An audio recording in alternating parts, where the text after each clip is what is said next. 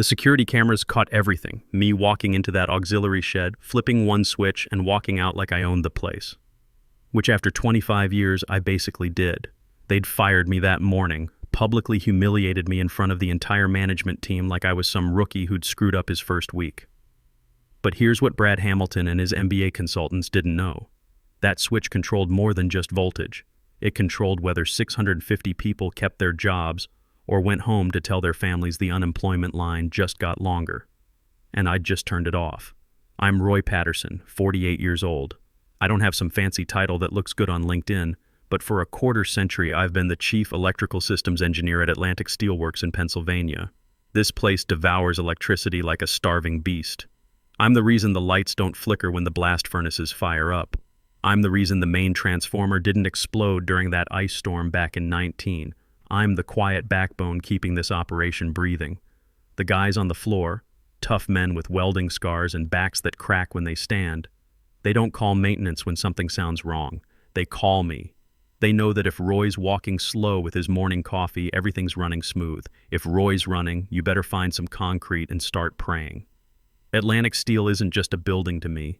It's a living, breathing, cranky beast that needs exactly 15.2 kilovolts or it throws a tantrum costing 6 figures a minute. I know its moods. I know that switchgear C gets sticky when humidity drops below 35%. I know our backup generator has a 3-second lag that terrifies accountants, but is perfectly safe if you manually balance the load distribution. Then there's Brad Hamilton. Brad's the founder's son. He's 32, wears suits costing more than my truck, and has a smile that looks designed by a marketing committee. He took over operations 6 months ago when his old man George finally decided his heart couldn't take the stress and stepped back to play golf in Florida. Brad doesn't know a transformer from a transistor. He thinks efficiency comes from an app store.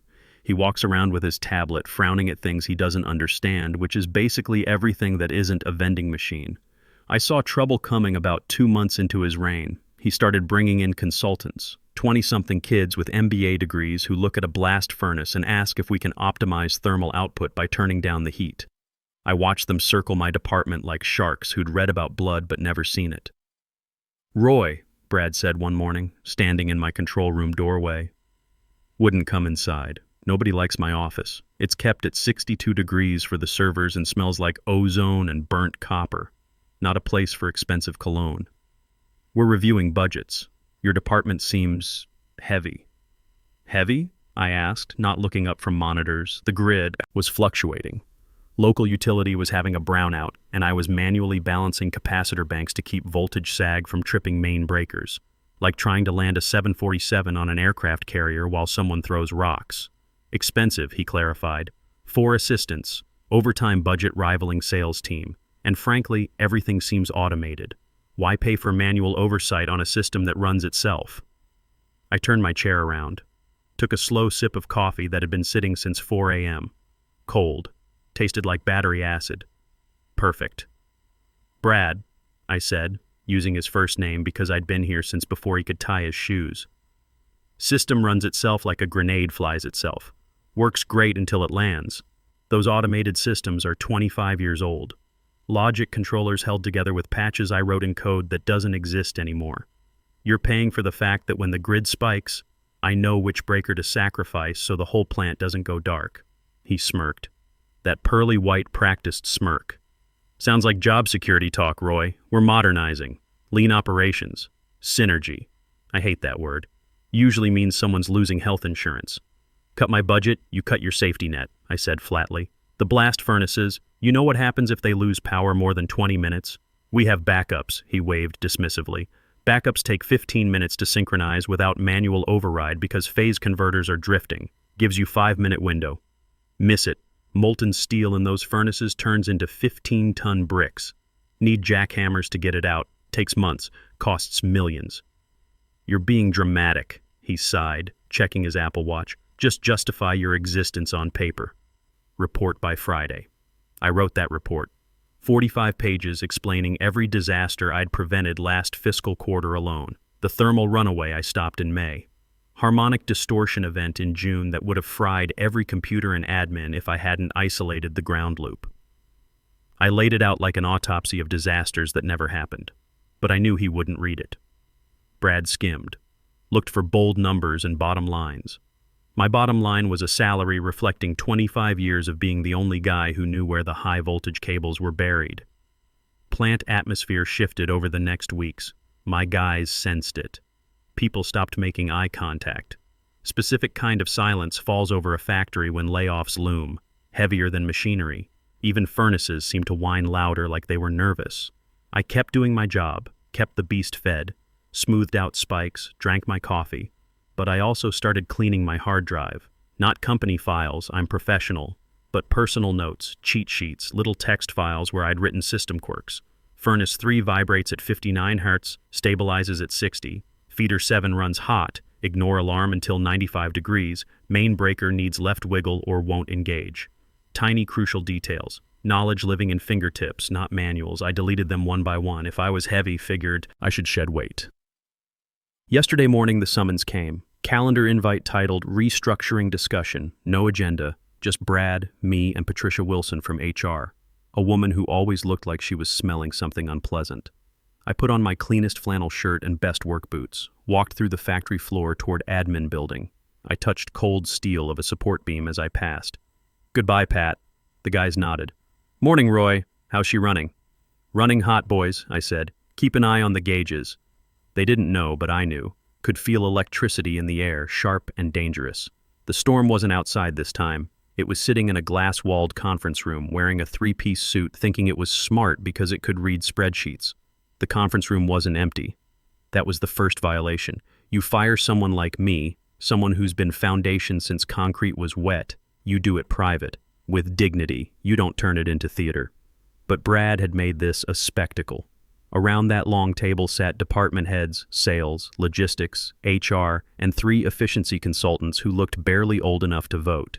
They were tapping tablets, probably calculating coffee savings if they fired janitors. When I walked in, typing stopped. Silence thick and sticky. Roy, have a seat, Brad said, gesturing to the far-end chair. He was at the head, naturally, next to a projector screen showing a graph with red line falling like a stone. Title read, Legacy Costs and Operational Drag. I stayed standing. Prefer to stand, Brad. Knees lock up in cheap chairs. Nervous laugh ran through room. Patricia looked like she wanted to disappear.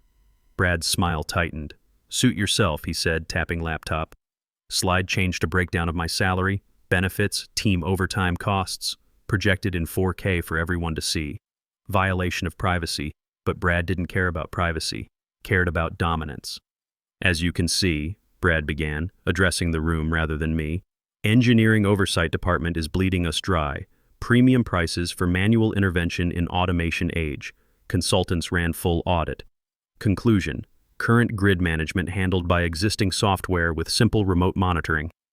He looked at me then, eyes gleaming with triumph of a man who thinks he just slayed a dragon when really he kicked a sleeping bear. Roy, effective immediately, your position is eliminated. We're moving to cloud-based monitoring solution. Cloud-based, I repeated. Words tasted like ash.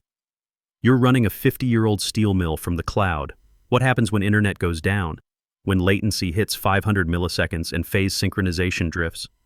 That's what redundancy protocols are for. One consultant piped up. Squeaky voice, tie too wide. Algorithm handles latency. I laughed. Not nice laugh. Dry, hacking sound from back of my throat. The algorithm, kid? Algorithm doesn't know furnace number 4 has hairline crack in induction coil creating harmonic feedback every time it gets cold. Doesn't know you ramp voltage slowly Tuesdays because utility does grid switch causing transient spikes. Sounds like folklore, Brad cut in, voice sharp. We operate on data, Roy, not superstition. Folklore. I stepped toward the table. Logistics manager actually flinched. I've kept this place from burning down 4 times last year. You call it folklore, I call it physics. Fire me and you lose the translator. Machinery doesn't speak English, Brad. Speaks voltage. And right now it's screaming. Enough. Brad slammed his hand down. Theatrical gesture, probably practiced. This isn't debate, it's notification. You're done. Access revoked as of now. He checked his watch. Security will escort you out. He threw packet of papers across table. Slid and stopped near my hand. Standard severance. 2 weeks pay for every year served. provided you sign the NDA. I looked at that packet, then at Brad. Didn't feel sad. Felt cold clarity. Same feeling when breaker blew. Immediate damage assessment. Calculation of fix. Only this time, wasn't going to fix anything. You think I'm expensive? I asked, voice dropping low. Brad, I'm cheapest insurance policy you ever had. You're trading firefighter for smoke detector with dead batteries. Get out, Brad snapped, face flushing red. You're disrupting the meeting. I looked around room. Sales manager staring at shoes. Patricia pretending to take notes on blank pad. Nobody moved. Nobody spoke. 25 years of keeping their lights on, keeping paychecks flowing. Not one had spine to say maybe don't fire the guy who keeps the tower standing. Fine, I said. Reached into pocket, pulled out key card. Worn smooth, edges cracked, lanyard stained with grease. Tossed it on table, landed with plastic clack that sounded like gunshot. I'll leave, I said. But let me give you free consulting since you love consultants. The blast furnaces run on buffered power supply. Buffer gets manually calibrated every 4 hours to account for grid drift. I did last calibration at 8 a.m. It's now 11:30. In exactly 30 minutes, drift will exceed safety threshold. Your automated system will try to correct, but can't because sensors on furnace line 3 are fouled with carbon dust. I was going to clean them after lunch. Brad rolled his eyes. We have maintenance crews. We're not helpless. Maintenance crews fix broken gears, I said. Don't touch logic controllers because they're terrified of them. You have 30 minutes, Brad. If that drift isn't corrected, safety interlocks trip. Power to furnaces cuts. 10 minutes after that, you'll have 12 furnaces worth of solid steel statues. That's about $6 million per furnace to repair, plus $78 million in lost production while you jackhammer them out. The room went quiet. Even consultants stopped typing. Get out, Brad pointed, shaking finger at door. I straightened up, adjusted my collar, looked him dead in eye. Good luck with the synergy. I turned and walked out, could feel their eyes burning into my back. But as I hit hallway and cool air hit my face, I smiled, real, genuine, terrifying smile, because I knew something they didn't. I hadn't just left. I'd left a ticking bomb. An only person who knew how to defuse it was walking toward parking lot, lighting cigarette, getting ready to watch world burn from safe distance. Walk to parking lot usually takes 5 minutes. I took 10. Wanted to soak it in. The rhythm of the place. Thump, thump, thump of stamping presses, hiss of steam valves. Symphony I'd conducted for 25 years. Now I was dropping the baton and walking off stage. But I had one stop first. My truck was parked near auxiliary control shed, small brick building housing manual overrides for the substation. Most people don't even know it exists. Inside are physical breakers connecting plant to municipal grid. I still had my physical keys. I'd tossed the card, sure, but brass key to the shed was on my personal ring, between house key and bottle opener shaped like wrench. Brad, in his rush to humiliate me, forgot I held physical access to Heart of the Beast.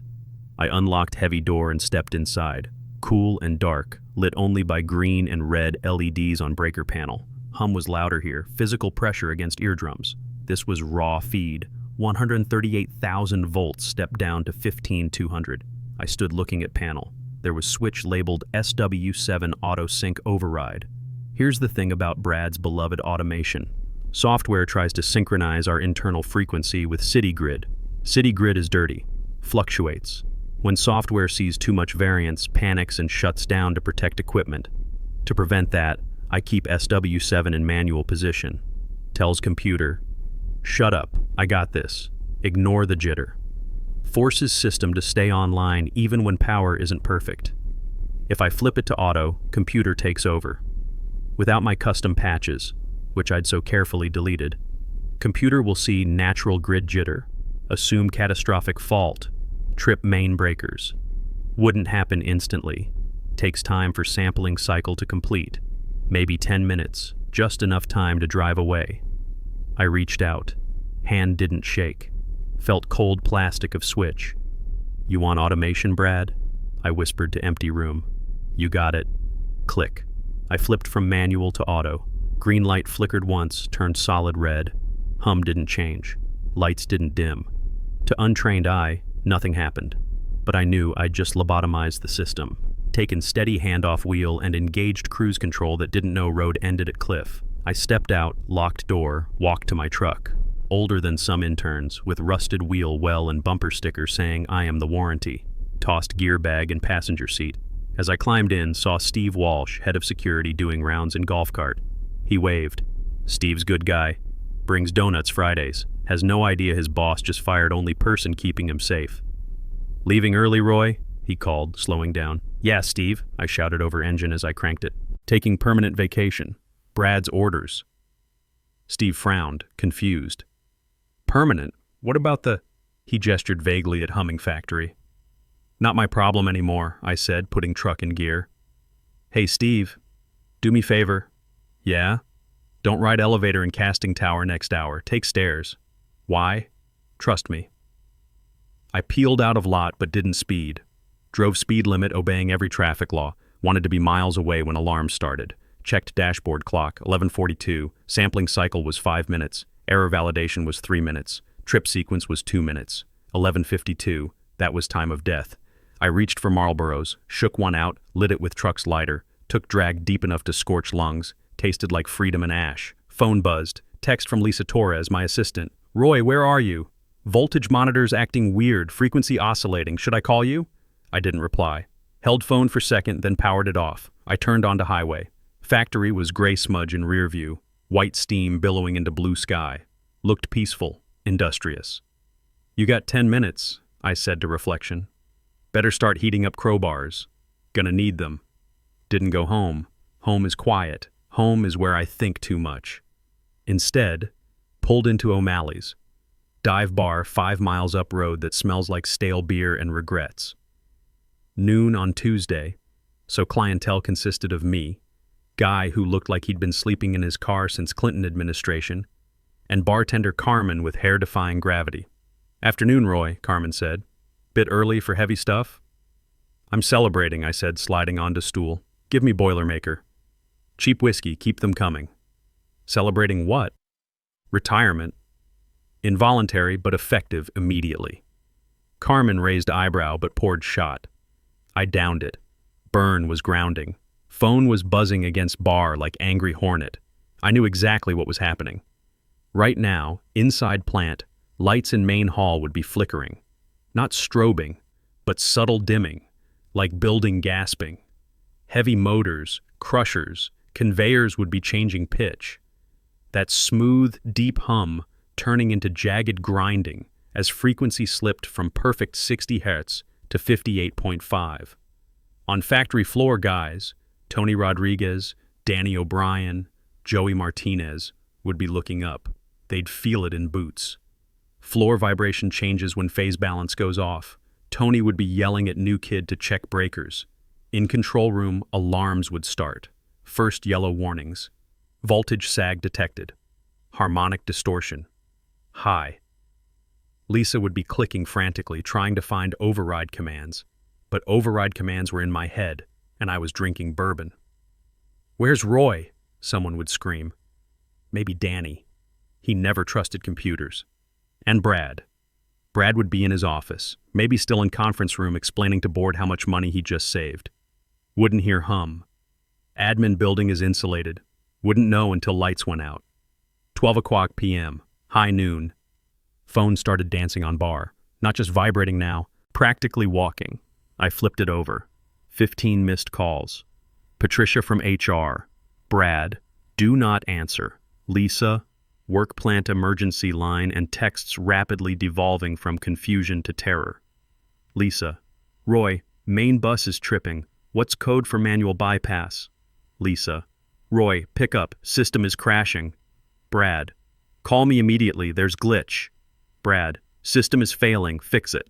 Brad. Answer damn phone or I'll sue you. I chuckled. Sue me, I muttered, nursing beer. Good luck serving papers to Ghost. Real horror wasn't lights going out. That's inconvenience. Horror was the blast furnaces. Their giant ceramic-lined chambers filled with molten steel and iron ore running at 1,500 degrees, kept liquid by massive electrical currents. At 5 minutes without power, magnetic fields collapse. Molten metal stops circulating. It settles. At 20 minutes, crust starts forming on top, like skin on pudding. But this pudding is 1,500 degrees and hard as rock. At 2 hours, furnace freezes solid. Frozen furnace is dead furnace. You can't just melt it again.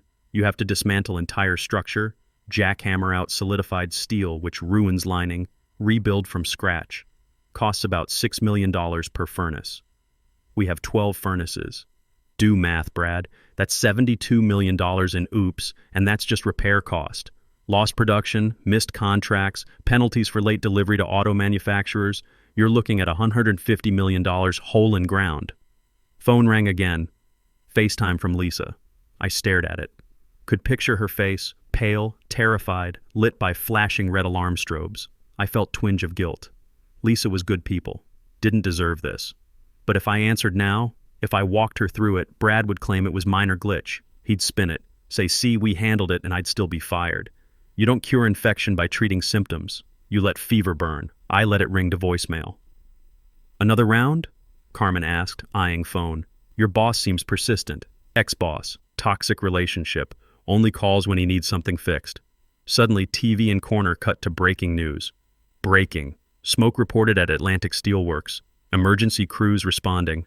Wasn't fire, was emergency venting. When furnaces lose power, carbon monoxide builds up, gets released through safety valves. Looks like black smoke. EPA hates that.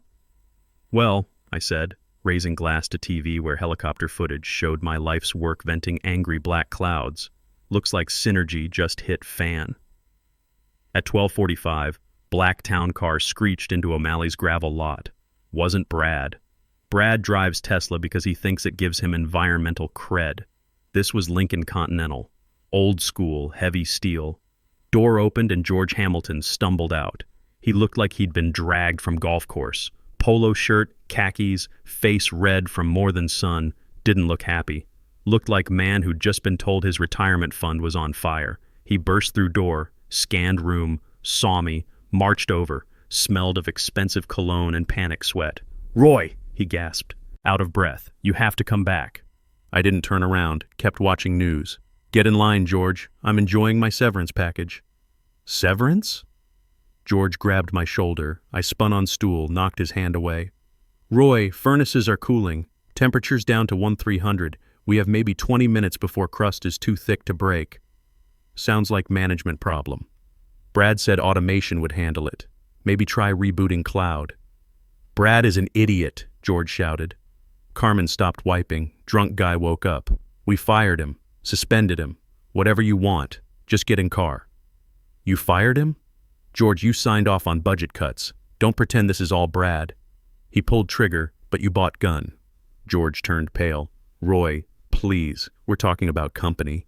Jobs. 650 people work here. If those furnaces freeze, we close. Everyone goes home. No pensions, no severance, nothing. Bankruptcy. He knew which button to push. I didn't give damn about shareholders or Brad's inheritance, but the guys, Tony with his 3 kids, Danny who was 2 years from retirement, I wanted in writing, I said. What? Contract. Independent consultant. Triple my old hourly rate. 5-year guarantee. Full operational autonomy. No more suits in my control room. No more efficiency experts. I run grid. Period. Done, George said immediately. I'll write it on napkin if I have to. Electronic signature sent to my personal email. Right now. He fumbled for phone, fingers shaking. Dialed legal department. Draft it. Send it now. I don't care about templates. Just do it. 2 minutes later, it's sent. Check your email. I pulled out phone, turned it on. Screen flooded with notifications but went straight to Gmail. There it was. Consulting agreement, emergency draft. Sloppy, but terms were there. $250 an hour, full authority. One more thing, I said, standing up. Anything. I want Brad to meet me at gate. I want him to escort me to control room. And I want him to apologize, loudly. George looked pained. Roy, we just removed him. Those are my terms. George gritted teeth. Fine. Get in car. The ride back was fast. George drove like maniac, blew through 2 red lights. When we pulled up to main gate, it was chaos. Fire trucks, ambulances, confused workers in parking lot. And there he was. Brad looked like he'd aged 10 years in 2 hours. Tie undone, hair messed up, holding hard hat like shield. I got out of Lincoln, walked to gate. I waited. George nudged Brad. Do it. Brad looked at me, eyes full of hate, but fear was stronger. He walked to keypad, punched code. Gate slid open. "I'm sorry, Roy," he mumbled. "Can't hear you over sound of $150 million melting." "I'm sorry," he screamed, voice cracking. "I was wrong. You were right. Please fix it." I looked at workers behind fence. They were watching. Tony gave me subtle nod. "All right," I said, tossing bag over shoulder. "Let's go save your inheritance." I walked past him. Didn't need to run. I knew exactly how much time I had. Physics doesn't change because people panic. I had 12 minutes before steel hardened past return. Tight, but I'd done more with less. Plant was tomb. That's first thing you notice when factory dies. The noise, that comforting, bone-shaking roar, was gone. Replaced by terrifying hollow silence, broken only by sharp hiss of pneumatic lines bleeding pressure and frantic shouting of men who didn't know what to do with hands. I walked through casting floor. Emergency lights bathed everything in sickly yellow. Saw Tony standing by furnace line 4, holding long steel pike, ready to manually break crust if he had to. Suicide mission if crust breaks wrong. Molten steel can explode outward. "Put pike down, Tony," I called. "I'm not letting you melt your face for minimum wage." Tony saw me. His shoulders dropped 3 inches. "Roy, thank God. Readout says we're at 1,220. Getting slushy. Give me 5 minutes. Don't touch anything." I burst into the control room. It looked like the flight deck of a crashing airliner. Lisa was hunched over the main console, tears streaming down her face, furiously typing commands I knew were being rejected. 2 consultants stood in the corner looking at their phones, useless as screen doors on submarines. "Move," I said. Didn't shout, didn't have to. The authority in my voice cracked like a whip. Lisa practically fell out of the chair. "Roy, it's locked out." Autosync failed and tripped the master breaker. Logic controllers in reboot loop because frequency's unstable. "I know," I said, sliding into the chair. Still warm. I told it to do that. I looked at the screens. Sea of red. Zone A critical fault. Zone B under voltage. Zone C disconnected. Main bus voltage was 0. Backup generator running but not connecting to load because phase angle was off 120 degrees. System was trying to protect itself from a mismatch that didn't exist anymore. Logic trapped in error state. "Brad," I said without looking back. He'd followed me in, panting like a dog. "Get me coffee." "Black, 2 sugars. Are you serious? The plant is dying and I'm dehydrated. If I pass out, we all lose." "Get the coffee." He made a noise of pure frustration, but ran to the break room. I smiled. Small victories. I cracked my knuckles. Time to work. First, stop the reboot loop. I opened command terminal. Consultants gasped. "You can't use command line. That voids warranty." "Kid," I said, typing sudo kill all, 9 sync daemon, I am the warranty. I killed the synchronization process. Screens flickered, went black for terrifying second, then popped back up. Reboot loop stopped. System was stable but dumb, wasn't trying to think anymore. Good. Now the hard part. I had to manually synchronize backup generator to main bus before re-engaging grid connection. Like trying to jump onto moving merry-go-round. Missed the timing, stripped the gears. I pulled up phase monitor. 2 sine waves appeared. Generator in yellow. Dead bus as flatline. "Lisa," I said, "go to breaker panel and back. When I say mark, pump handle on breaker 7 to prime the spring." "Okay," she said, wiping her eyes. Ran to the back. I watched frequency. Had to trick the sensors. I typed bypass code I'd memorized 10 years ago. "Override safety limit." System flashed warning. "Are you sure? This may cause catastrophic damage." "Yes, I'm sure, you pile of silicon," I muttered, hitting enter. Flatline jumped. Bus was live, but only with residual capacitance. "Mark!" I shouted. Clunk, clunk. Lisa primed the spring. "Hold it." I watched numbers. 59.8 Hz, 59.9, 60.1, needed 60.0 dead on. Brad appeared with spilling coffee. "Give me the cup." Took a sip. Terrible. Perfect. Here we go. Initiating hard start. I wasn't just flipping a switch. I was conducting orchestra of high-voltage physics. Had to close breaker at exact millisecond waves aligned.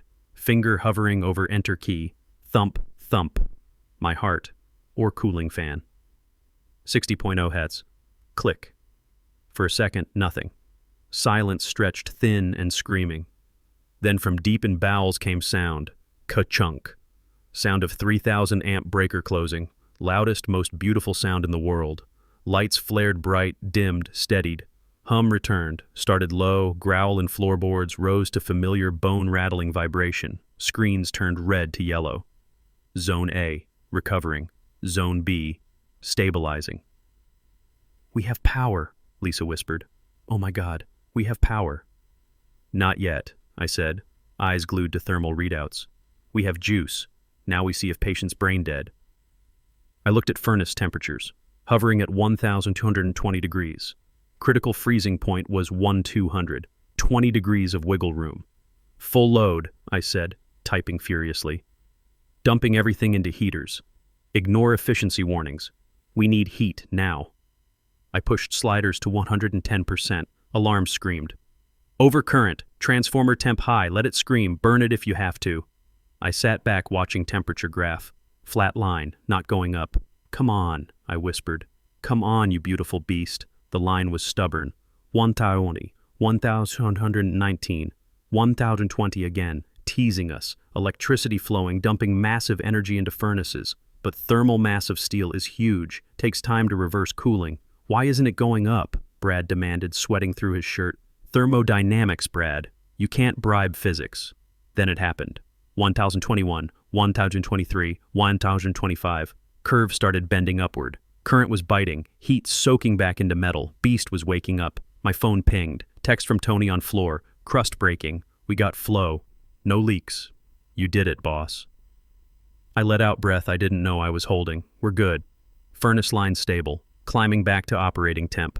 Room erupted. Consultants high-fived like idiots. George slumped against wall. Lisa hugged me from behind. "You're a wizard, Roy." "I'm not a wizard, Lisa. I'm just a mechanic who reads the manual." I stood up. Knees popped. Felt every minute of those 25 years. "Brad," I said. He looked defeated, small, stripped of arrogance. "My coffee's cold. Get out of my control room." He opened his mouth, looked at George, then walked out. I watched him go. Wasn't as satisfying as I thought, just necessary, like taking out trash. By 4 p.m., plant was back to normal, deafening self. I left Lisa in charge and went for a walk. Needed to see it. I walked down main aisle of furnace room, cathedral of industry. Ceiling 60 feet high, lost in shadows and girders. Furnace lines stretched quarter-mile, glowing dull red. Men were working, skimming slag, adjusting feeds, moving with practiced efficiency. When they saw me, they stopped. Started with Tony. He banged his pike against steel grating. Clang, clang, clang. Danny joined with wrench on railing. Crane operator honked horn. Wasn't a cheer, was better. Iron salute. Noise we make when someone retires, dies, or rises from dead. I didn't wave, just nodded. 2 weeks later, dust settled. My new contract's framed on wall, making 3 times old salary. Come in at 9, leave at 3. Nobody says word. Brad's still here. Technically. Has office in basement.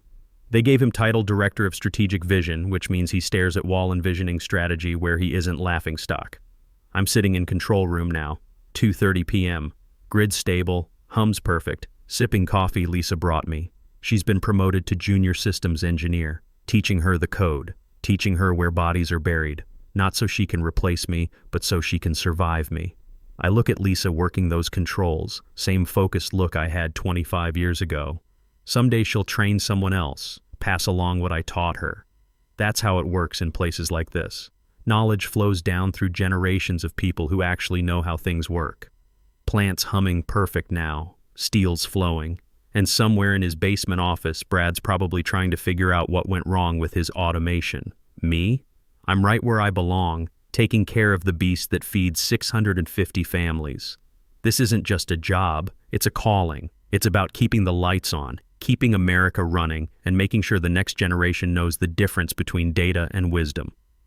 I open my drawer. Next to multimeter is bottle of hot sauce. Don't use it for lunch. Keep it as reminder. Sometimes you have to add heat to make people realize what they're eating is bland. The plant breathes around me, steady and strong. In a few years, maybe Lisa will have her own control room. Maybe she'll teach some young hotshot that computers are tools, not gods. Maybe she'll remember that the most important switch in any system is the one between your ears. That's legacy. Not your name on a building, but your knowledge in capable hands. That's how you live forever in a place like this.